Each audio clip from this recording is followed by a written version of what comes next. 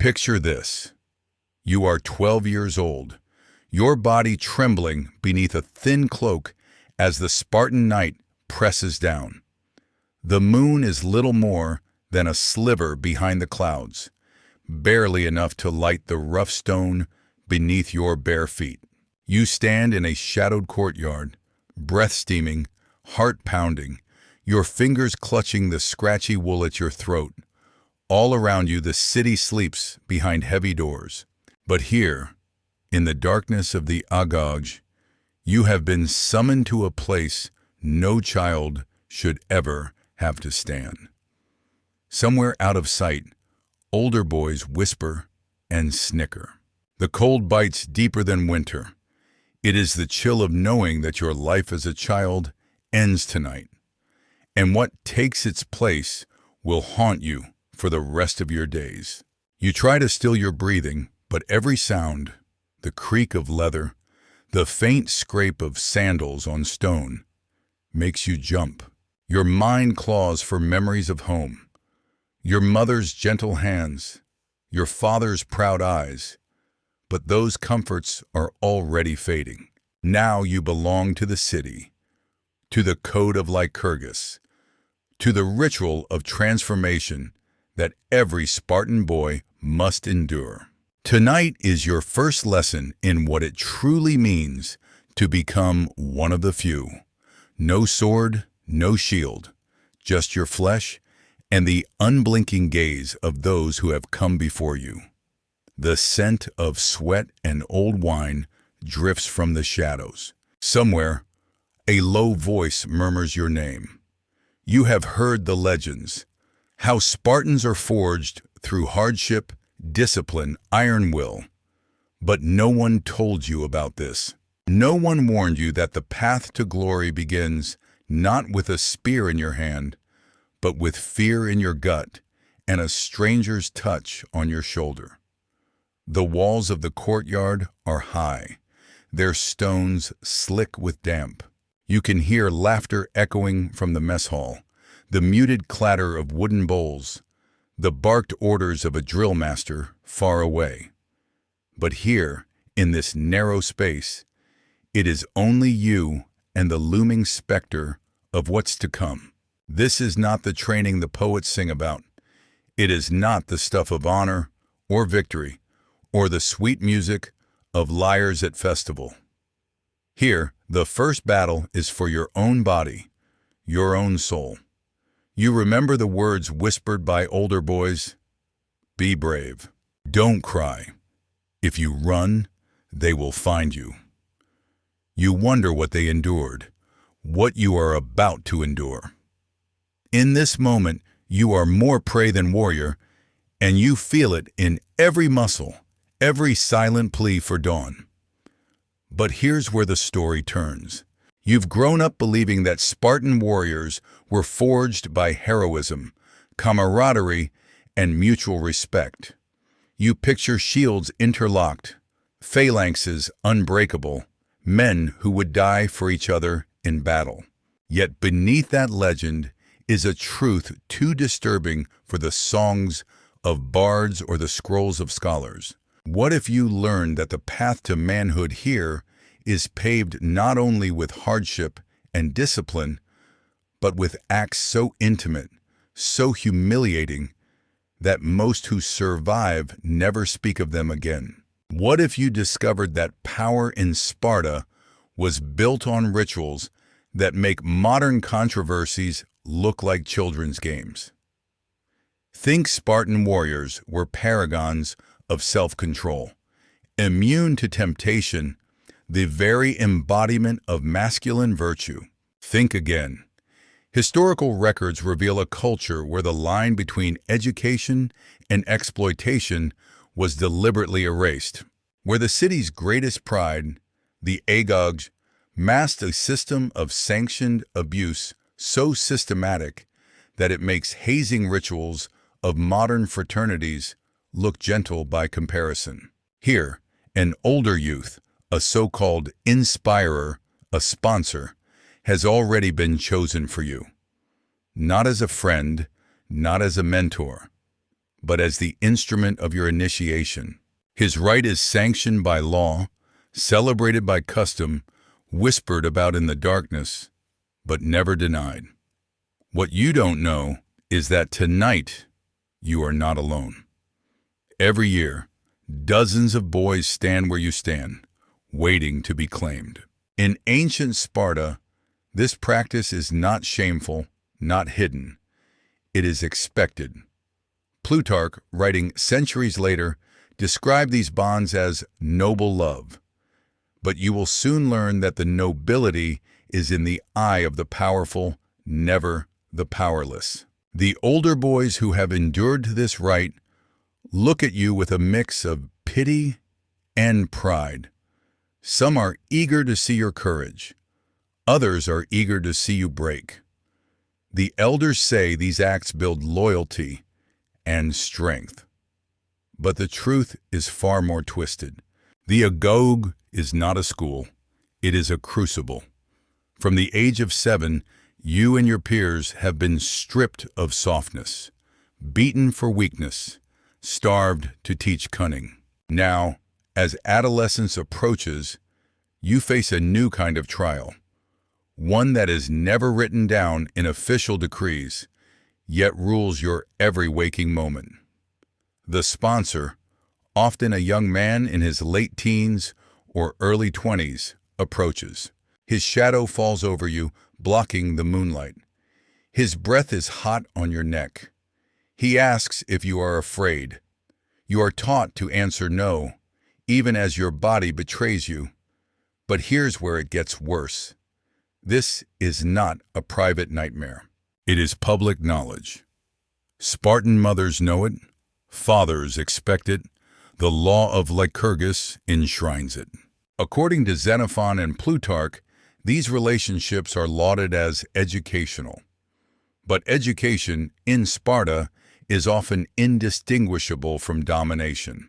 In a city built on the constant threat of violence, the ability to endure, to submit, to survive, to become like those who once tormented you, is seen as the highest proof of worth. The older warrior claims you before witnesses, marking you as his. You are told to be grateful. The ritual is as old as Sparta itself, older perhaps than the city's first stone. In the darkness, you understand, this is the real cost of glory. You are not forging a legend. You are being broken, reshaped, molded to fit the needs of a society that values obedience above all else. And as the ritual begins, you realize something chilling. Tomorrow, you will be expected to walk among your peers, silent about what happened, proud of your suffering, ready to inflict the same on those who come after. The legend of Sparta is a lie, and you are living proof.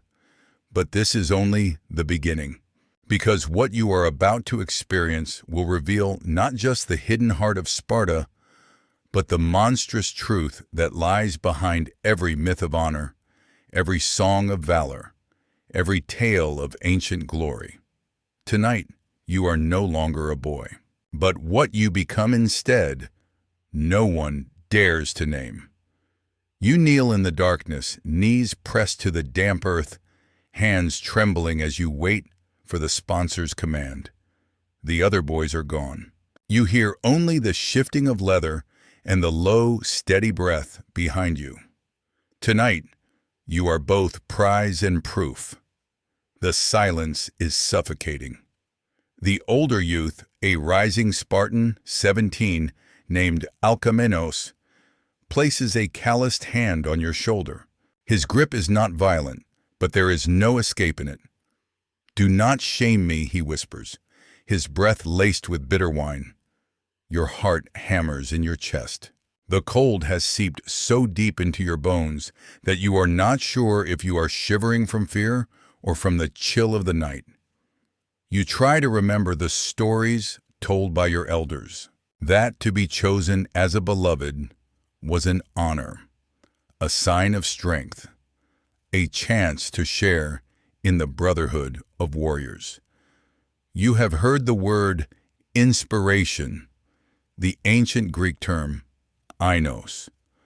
But what it means here is not what the poets promise.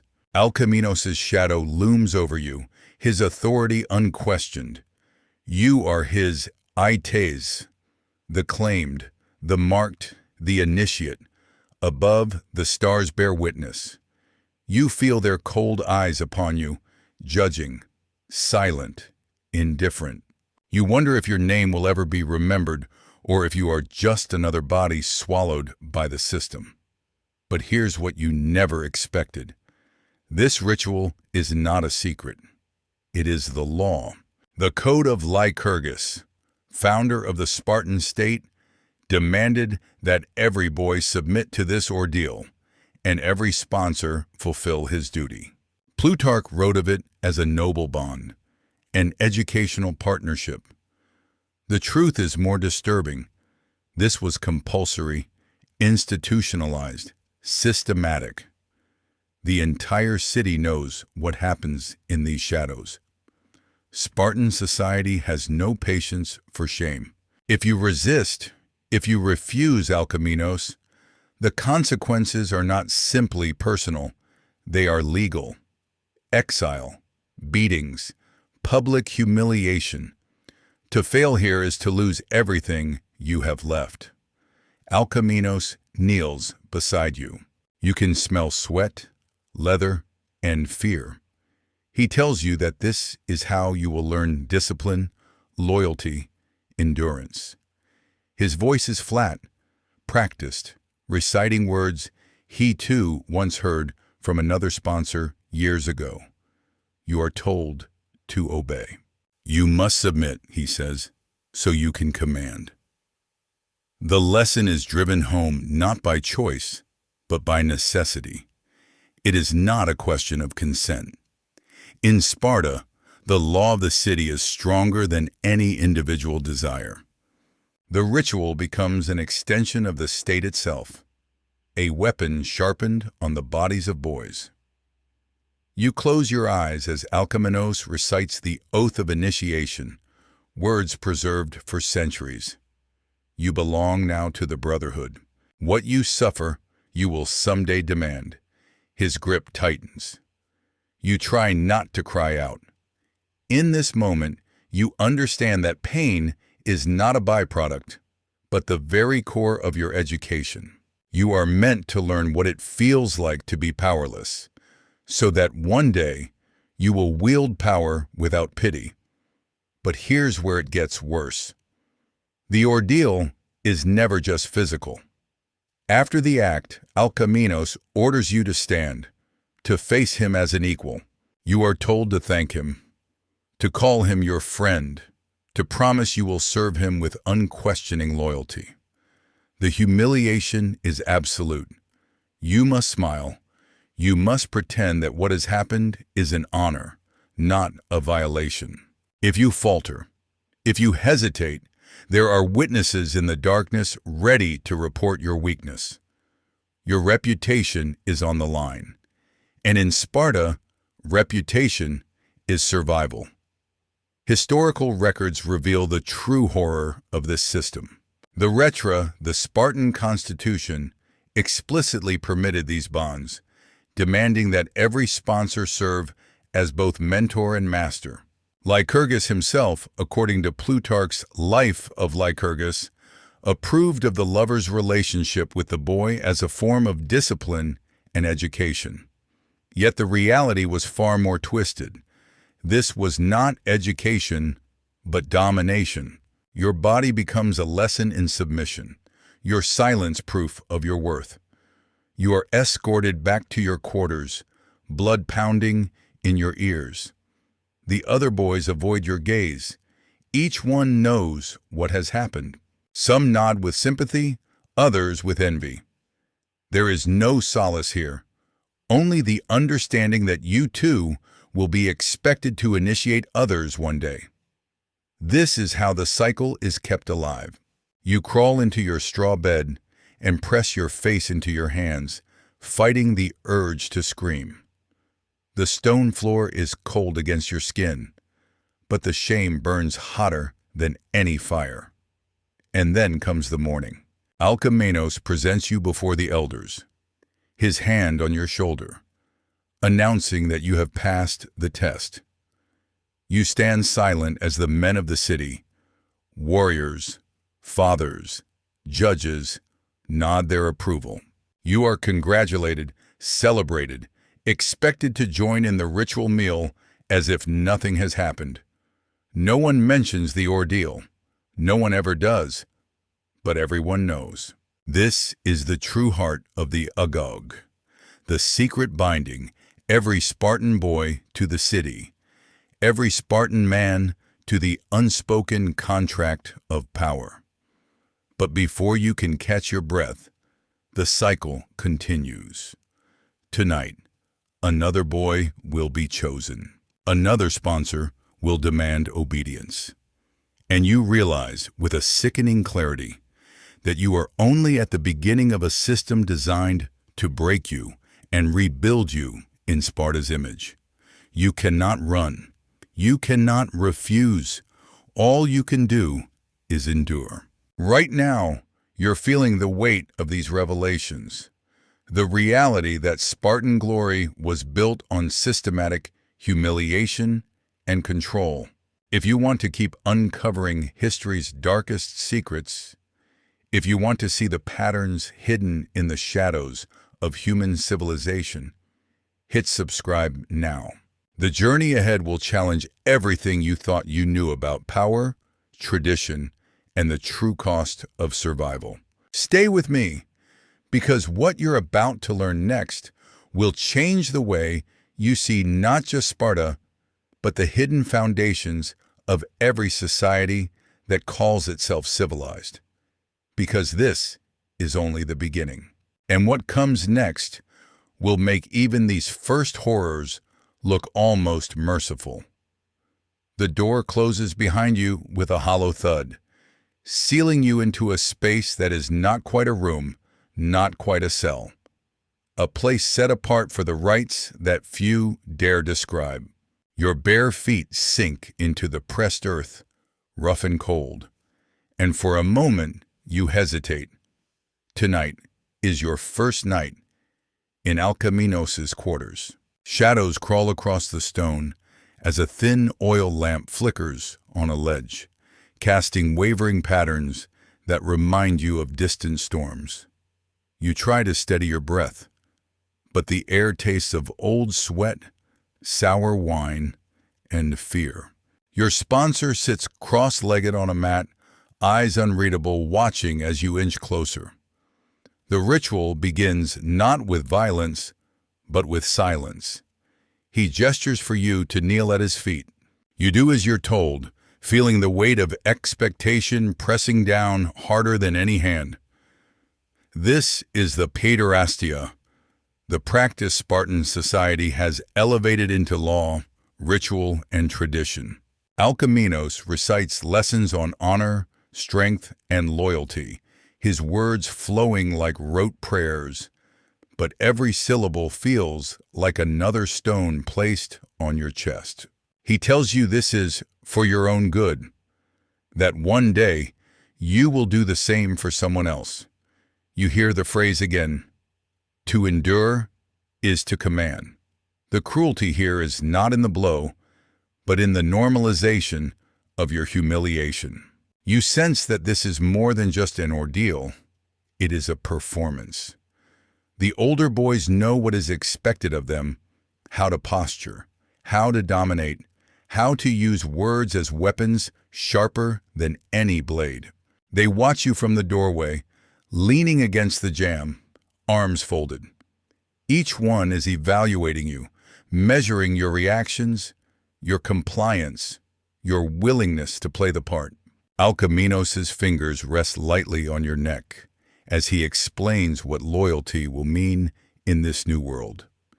You are to serve him, obey him, speak of him with respect. In return, he promises to protect you from greater harm. The bargain is ancient, but the cost is always fresh. But here's where it gets worse. Tonight, The lessons are enforced not just by Alcamenos, but by the expectations of every peer who has already endured this rite.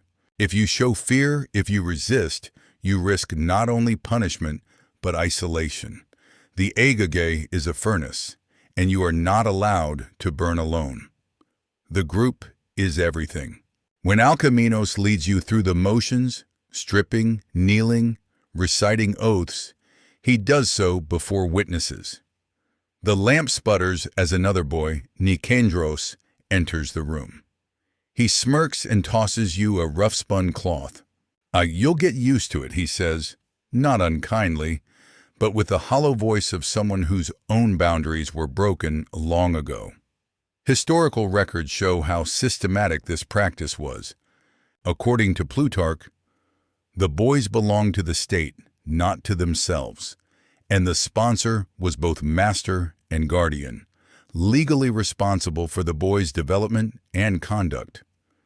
To the outside world, this is a noble mentorship. Inside these walls, it is something much darker.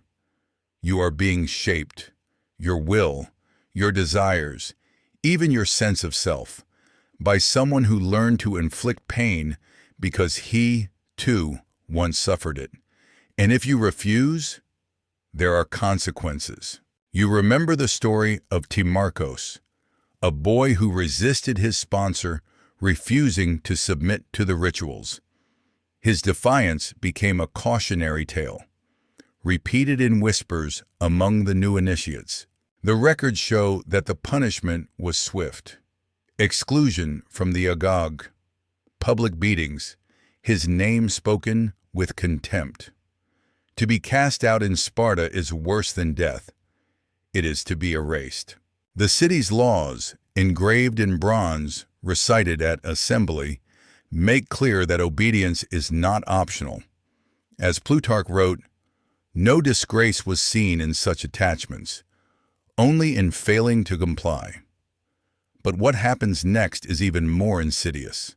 Over time, you learn to separate your body from your mind, to retreat inside yourself when the rituals become unbearable.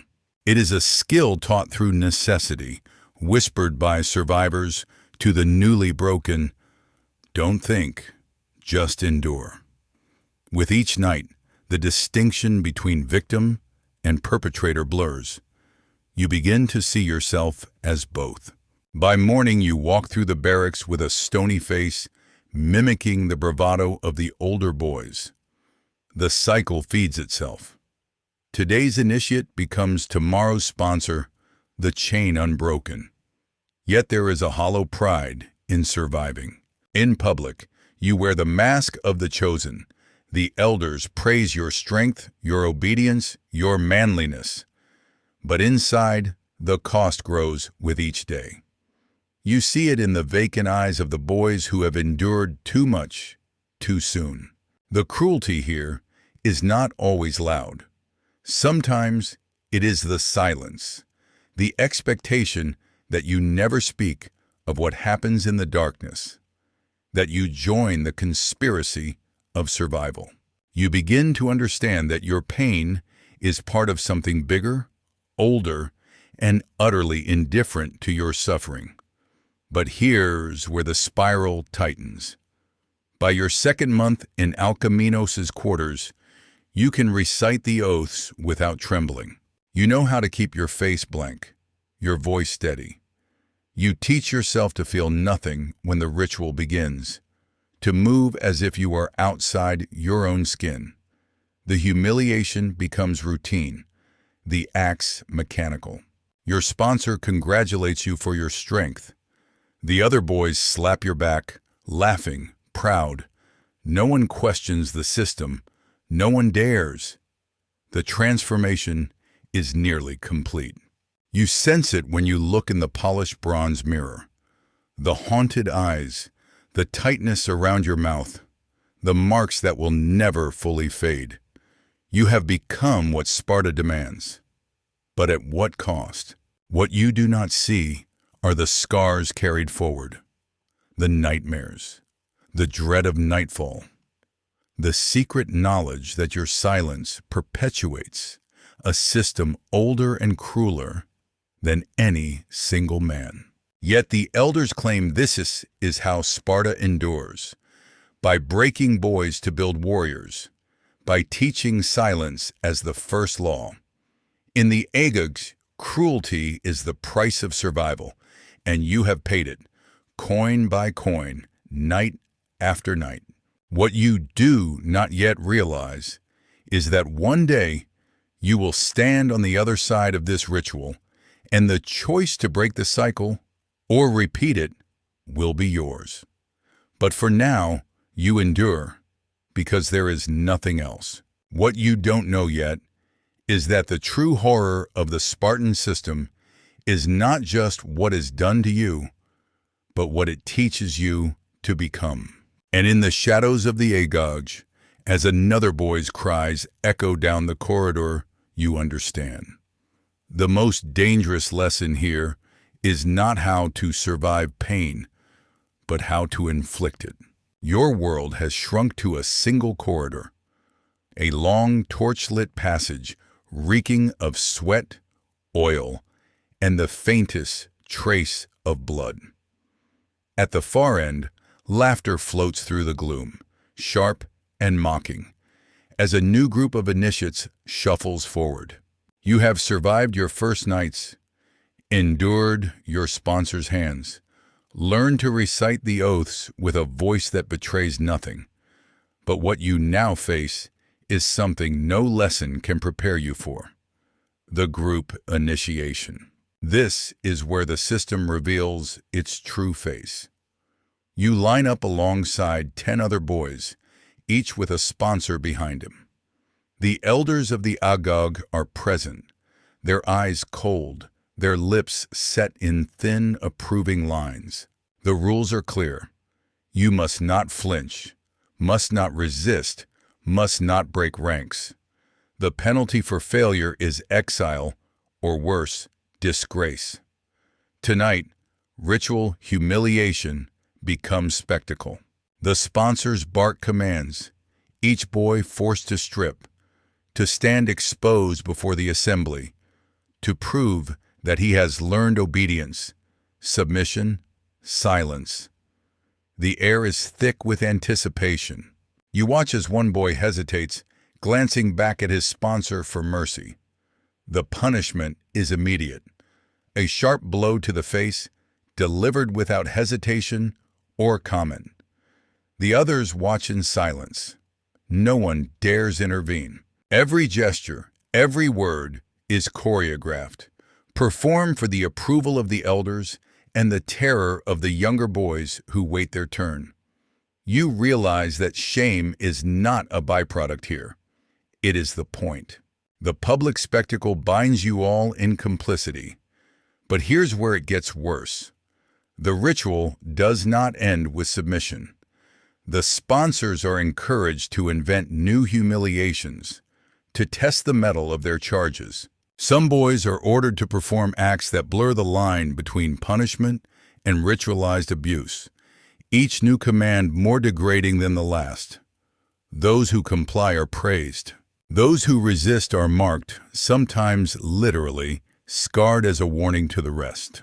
You witness boys forced to kneel before their sponsors, to recite the code of Lycurgus with tears streaming down their cheeks, to accept their place at the bottom of the hierarchy. The elders watch it all, approving, unmoved. Historical accounts confirm the brutality of these rituals. Plutarch, in his Life of Lycurgus, describes group initiations designed to harden the spirit and the flesh, to forge boys into warriors by stripping away their dignity. Xenophon writes of public floggings at the altar of Artemis Orthia, where boys were whipped until they bled, sometimes until they died, while the crowd cheered. Archaeological evidence reveals grooves worn deep into the altar stone by centuries of such violence, the blood of generations staining the city's sacred ground. You see the scars on older boys' backs, badges of survival worn with pride and secrecy. But the most insidious lesson is not the pain, but the silence. After the ritual, you are forbidden to speak of what happened. Not to your friends, not to your parents, not even to yourself. The expectation is clear. You must bury the memory deep, swallow the shame, and pretend nothing has changed. The penalty for breaking the silence is swift. More pain, more humiliation, more isolation. You watch boys who dare to speak out disappear from the agaj, erased from memory, their names never mentioned again. The lesson is simple. To survive in Sparta, you must become your own jailer. But here's where the spiral tightens. Over time, you learn to dissociate, to divide your mind, to watch your own humiliation from a safe distance inside yourself. The pain and shame become background noise, a constant thrum beneath the surface of daily life. You laugh when you are expected to laugh, fight when you are expected to fight, but inside you are hollow. The rituals are repeated year after year, each new group of initiates feeding the cycle. The only escape is complicity, to become not just a survivor, but a participant, repeating the same acts on those who come after you. You see it in the faces of the perfect Spartans, the older boys and young men who carry themselves with cold assurance, who dish out punishments without hesitation, who seem immune to doubt or regret. They were once in your place, shivering under the torches, desperate for approval. Now they are the enforcers, the keepers of tradition, the ones who decide who suffers and who is spared. The agog has shaped them into tools of the state, efficient, obedient, merciless. The only thing more terrifying than being a victim in this system is becoming its instrument. But even as you slip into your role, a small part of you resists. Late at night, lying awake on your straw mat, you remember who you were before all this began. You recall the sound of your mother's voice, the feel of sunlight on your face, the certainty that you were loved. Now, those memories are fading, replaced by the cold logic of survival. Obey, submit, repeat. You wonder if there is any way out, or if you are doomed to carry the cycle forward. Historical memory confirms what you feel in your bones. The system endured for centuries, each generation producing new initiates and new abusers, each group forced to prove itself through acts of ever greater cruelty. The altar of Artemis still stands, the grooves still worn, the scars still visible. Plutarch and Xenophon wrote their accounts centuries later, but the echo of those rituals is preserved in stone and memory.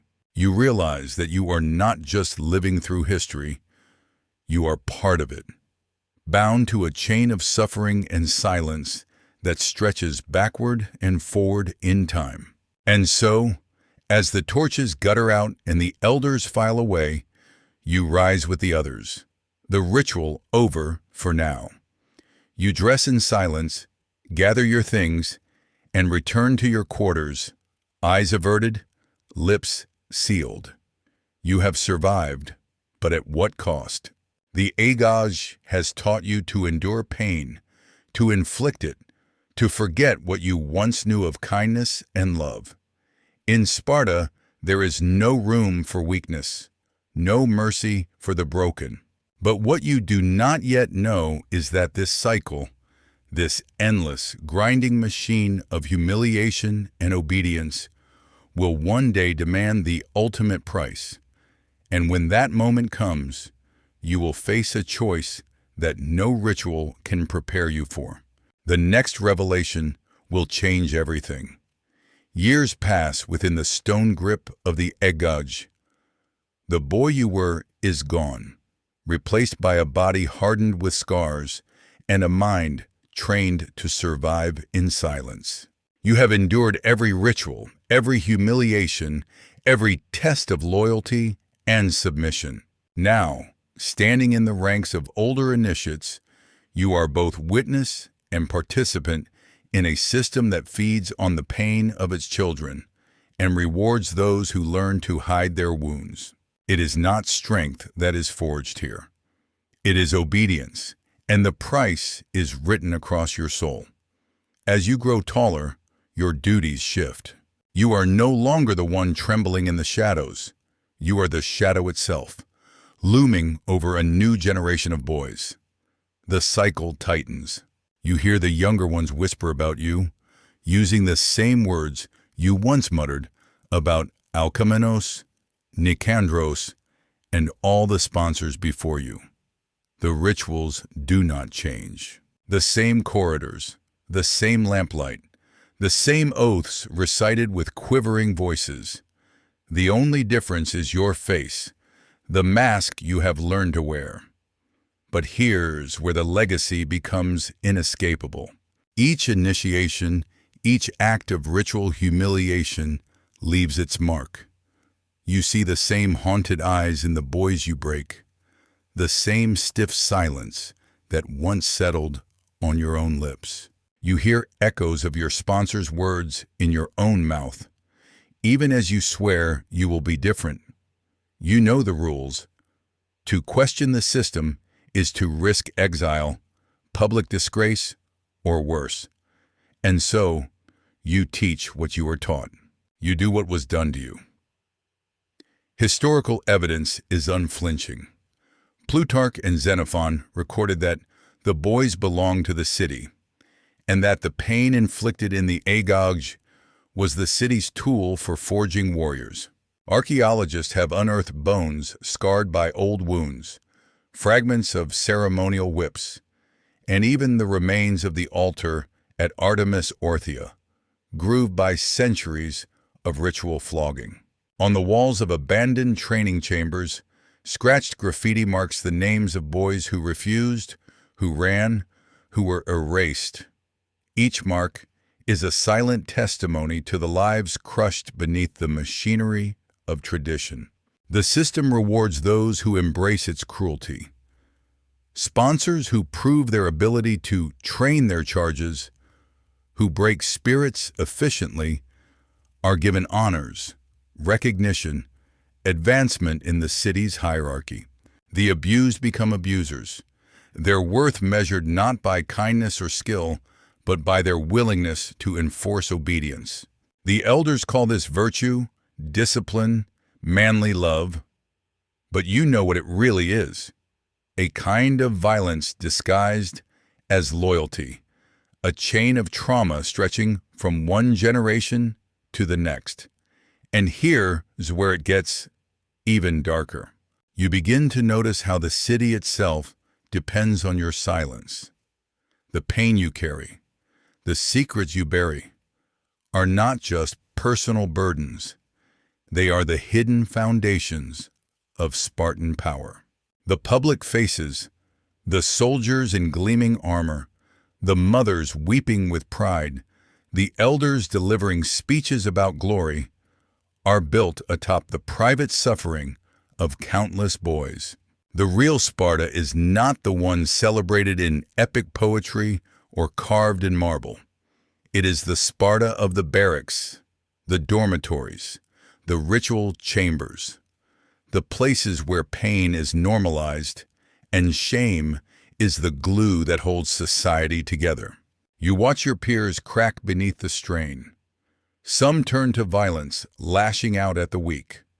Others become withdrawn, haunted, broken long before their time. A few disappear, expelled, exiled, or simply lost to memory, their names struck from the records. The system has no place for the fragile. The strong survive by becoming unfeeling, their empathy cauterized by years of sanctioned cruelty. It is the city's greatest victory and its deepest shame. But the consequences are not just psychological. The scars are physical too.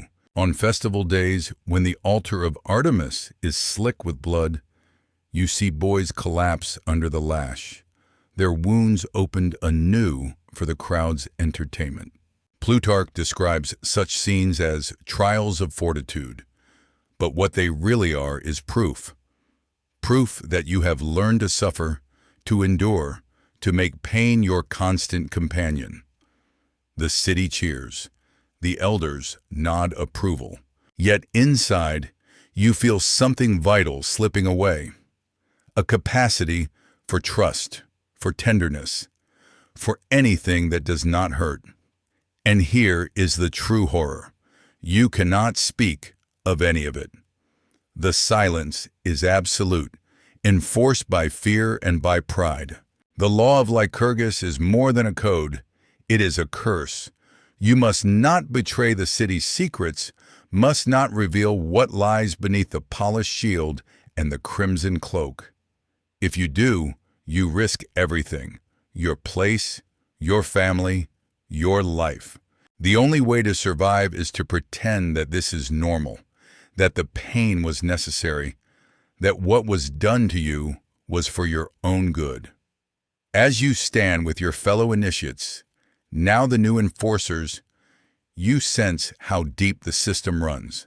The trauma is collective, a poison that seeps from the barracks into the very soul of Sparta. The lessons of the Agagu shape every relationship between mentor and student, between husband and wife, between parent and child. Suspicion, control, and dominance become virtues. Empathy is weakness. Those who question the system are cast out, left to wander the earth without a name, without a home, erased as if they never existed. The elders call it glory. The poets call it virtue. But you know the truth. The real legacy of the Spartan agoge is a city where children are taught to suffer in silence, to break others as they were broken, to hide their wounds and smile through the pain. It is a legacy built not on strength, but on generations of unspoken trauma. And as you turn away from the altar, the blood still wet on your hands, you understand. The cycle will only end when someone dares to name what has always been forbidden, when the silence itself is finally shattered. But before that day comes, you must play your part, because the system demands it. And the greatest horror of all is how easily you have learned to obey. Picture yourself older now, no longer the trembling boy, but the one the others fear in the hallways. Your voice has settled into command, your body grown lean and hard, your eyes hollowed by everything you've seen and done. It is your turn to choose. Tonight, the ritual passes through you. You kneel before the elders, reciting the oath with practiced calm, barely hearing the words. The hall smells of wax, sweat, and ash. Outside, the moon glows behind clouds, casting the courtyard in a faint silver that reveals every scar on your skin. A line of younger boys stands before you. Their faces are masks of dread and longing, each one praying not to be chosen, each one knowing it is inevitable. You select one. The room goes quiet. You step forward, your shadow falling across his face. He's no older than you were, the night Alcamenos claimed you. You see the way he fights to keep his chin high, the way his hands curl at his sides, the terror he cannot hide. In that moment, you glimpse yourself, years ago, small and shivering, just as desperate for escape. But there is no escape. The cycle must continue. The elders nod, satisfied. The other sponsors watch, arms folded, eyes hard. You call the boy by name. He flinches at the sound, and you remember what it felt like to be named in the darkness. The crowd expects you to perform, to carry out your role flawlessly, to prove you are now a true Spartan. Every tradition depends on your obedience, every unspoken rule enforced by the collective weight of those who endured before you. You lead him into the ritual chamber as Alkamenos once led you.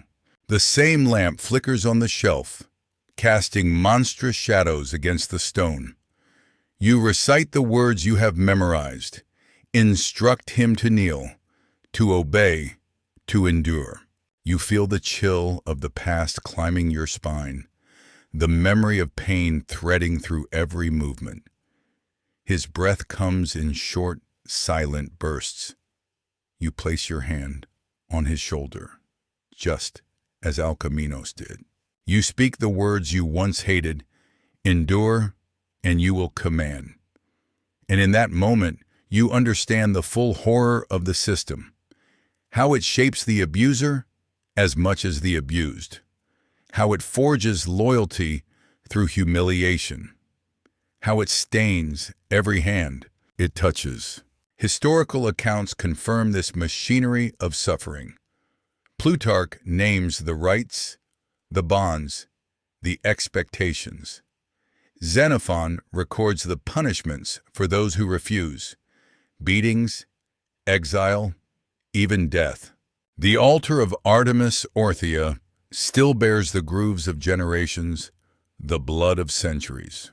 Archaeological finds, ceremonial whips, scratched names on barrack walls, child-sized bones marked by ritual violence testify to the lived reality beneath the myth. This is not a legend, not the triumph of discipline and unity. It is the institutionalized destruction of childhood, sanctified by law, preserved by silence. You complete the ritual. The boy stumbles from the chamber, face blank, eyes red. The elders mark your success. In public, you are praised for your discipline and strength. The city sees only the surface, the glory of the phalanx, the discipline of the hoplite, the pride of the mother with her warrior son. But you know what lies beneath. You have lived the price. You have paid it forward. Yet the greatest cruelty is the normalization. In Sparta, what would be called abuse anywhere else is not just tolerated, but expected. To speak against it is treason. To remember, it is shame. You sense, deep in your chest, that the system will endure as long as the silence does, that the cycle will repeat unbroken until someone chooses to stop. You think, for one brief, dangerous moment, of refusing the role, of shielding the next boy from what you endured. But the city's gaze is upon you. The law is iron. Your hands are tied by the ghosts of those who shaped you. Late at night, when the barracks are still, you lie awake, listening to the whispers of boys who cannot sleep. You remember who you once were, and wonder if any part of that boy remains. You count your scars. You think of the ones you have given to others. You wonder if there is any way to break free, if the cycle can ever be ended. You know that in Sparta, survival depends on forgetting. But you have not forgotten. Not really. And this is the truth behind the legend. The glory of Sparta is built not on strength, but on suffering. The price of obedience is the destruction of innocence. The greatest horror is not the pain itself, but the way it becomes tradition, ritualized, celebrated, inherited, enforced by every generation in turn. The city survives. The cycle continues. But what if you could see it clearly? What if, for the first time, the silence was broken? What if you recognized the system for what it was? A machine for making cruelty normal, for turning children into tools, for passing down trauma as if it were honor. What if you chose, at last, to name what others have always hidden. You came into this story thinking of Spartans as heroes, models of discipline and glory. Now you leave knowing the hidden cost, the blood beneath the bronze, the silent pain behind every shield wall. If this journey has shattered your illusions and awakened your hunger for untold truths, hit subscribe now. Each story we uncover together is a blow against silence, a step toward seeing history not as legend, but as the lived experience of those who suffered and survived.